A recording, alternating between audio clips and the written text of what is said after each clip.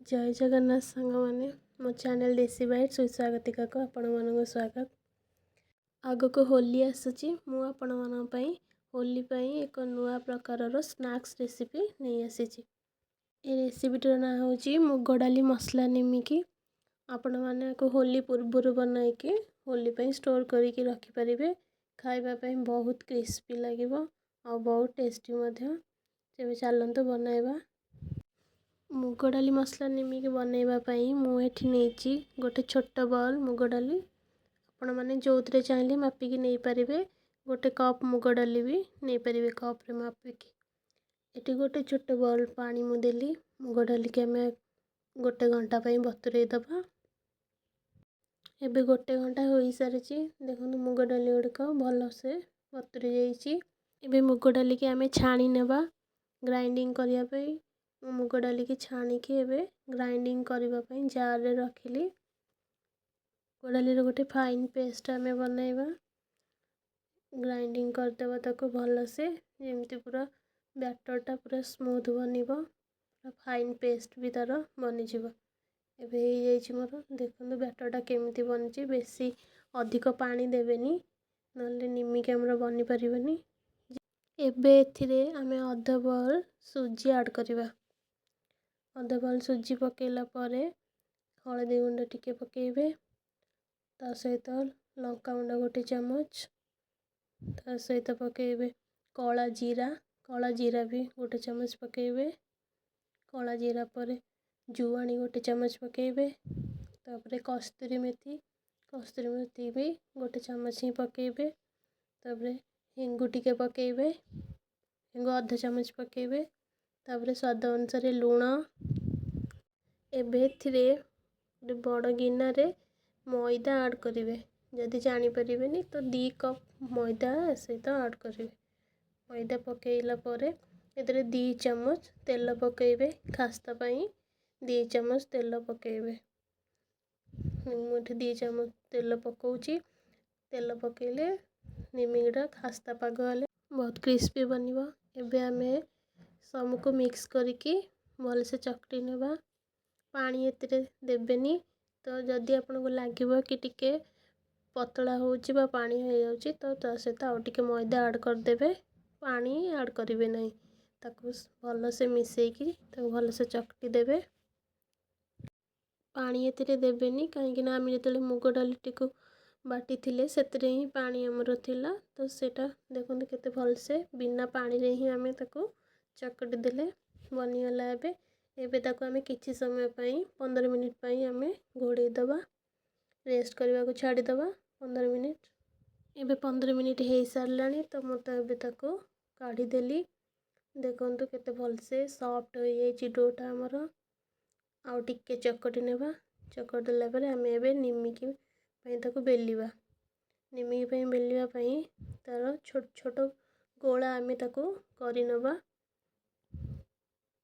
एमिति छोट छोट गोला करनेबे। एतिरु ही आमे ताकू गोल करिकी बेलिबा। बेलिबा पूर्वरु एठी आमे प्रथमे 2 चमच मैदा और गोटे चमच घी रे एमिति गोला प्रस्तुत करनबा।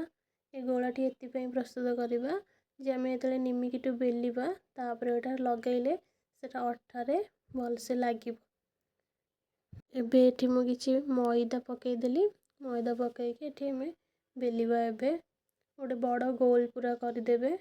रुटी टू भी आहुरी बड़ बहुत बड़ गोलटे बेली दबा। आमे बेलला बेले टिके मैदा पकेइ देले सहज हबो बेलिबा को। देखंदु केते सुंदर भाबरे गोलटी बनी जाइछि पूरा।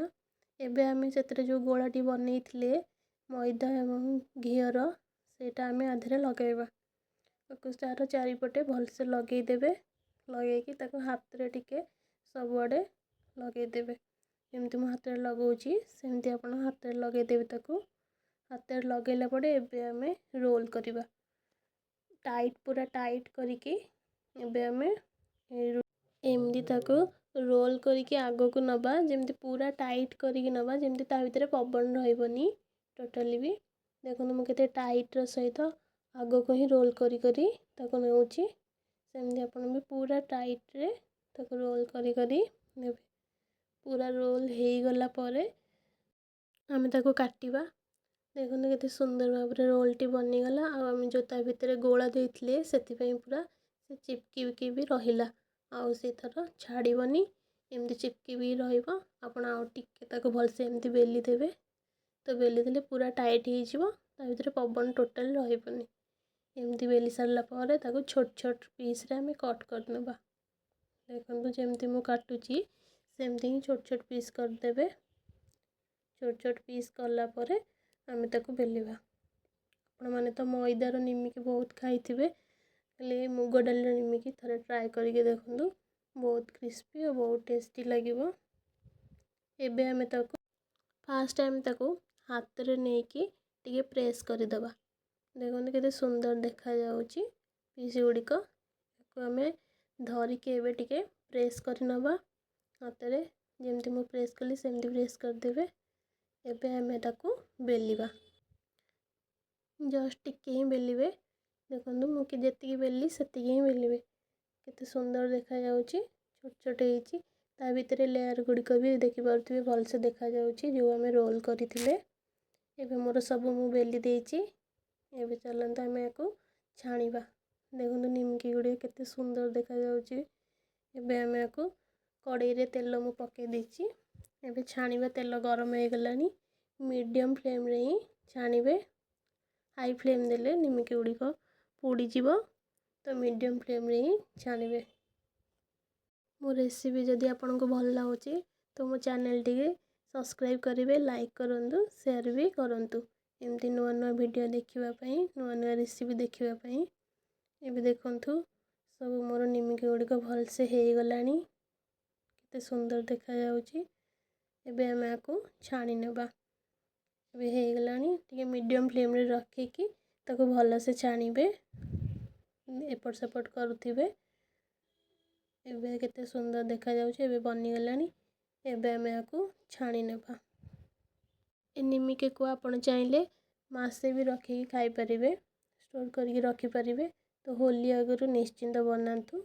बहुत टेस्टी लागिबो समस्त खाइबा पई। आगुरु बनेइके ही रखिदेबे। एबे मोर तो पूरा बनी गलानी। एबे आमे ताको प्लेट को काढी नबा। देखंतु केते सुंदर देखा जाउची। कलर भी पूरा ब्राउन टिके हेची। बहुत सुंदर लागुची। एमती करी सब गुड़िक छाणी देबे। एबे मोर सब हो सारानी। तो भल देखा जाउची। खाइबा पई भी सेतिकी टेस्टी लागिबो। थरे निश्चिंत घरे बनातु, खातु। रेसिपी टी भल लागिथिले मो चैनल टी को लाइक, शेयर, सब्सक्राइब करंतु।